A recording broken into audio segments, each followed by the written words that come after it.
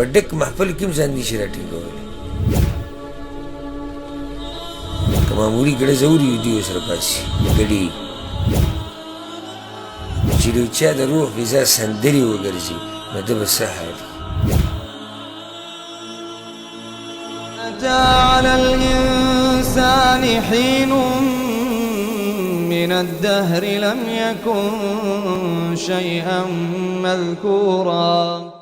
څوک چې سندرې وایي نو شیطان داغه د پوزې په دې سورو کې پوکي کوي.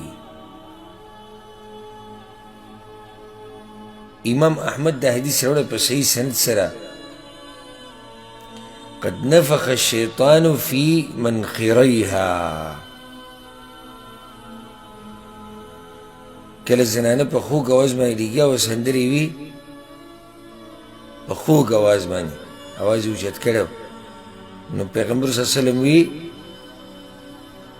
وی شیطان اوس د دې په پوزه کې پوکې کړی دی.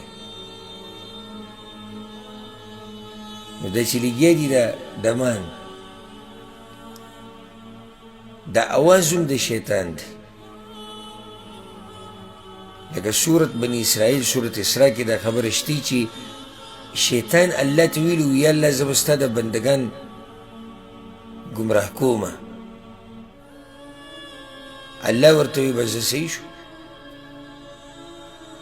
ستا د دوی سره مقابله شو خپل لښکرې پرې راوله که په خپل اواز یې ګمراه کړې او که په هر څه کې کوه او زه به هم دوی ته پیغمبران ولېږم دین به ورته بیان کړه هر څه به ورته واضح کړه. مفسرین وایي اواز د شیطان هغه به یې ټنګ ټکور او سندرې دي. اواز د شیطان څه شی دی؟ ټنګ ټکور او سندرې. په دې طریقې سره شیطان خلک ګمراه کوي. دا ټنګ ټکور والا چې دي دوی شیطان د دوی نه انتهایي خوشحاله دی ځکه چې د هغه په اواز دوی لګیا دي او بیا چې شیطان کله د دوی په پوزه کې پوکې وکړي نو بیا یې رامنې کول ډېر ګران دي الا ده که الله وغواړي.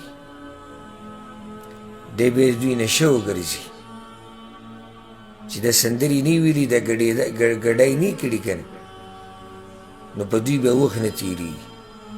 که معمولي ګړز سرته اوړي د هغې سره دوی که معمولي ګړز اوري دوی ورسره پاسي ګډي په ډک محفل کې هم ځان نشي راټینګولی ځکه چې دا بیا د دوی وایي مو دا زموږ د روح غذا ده.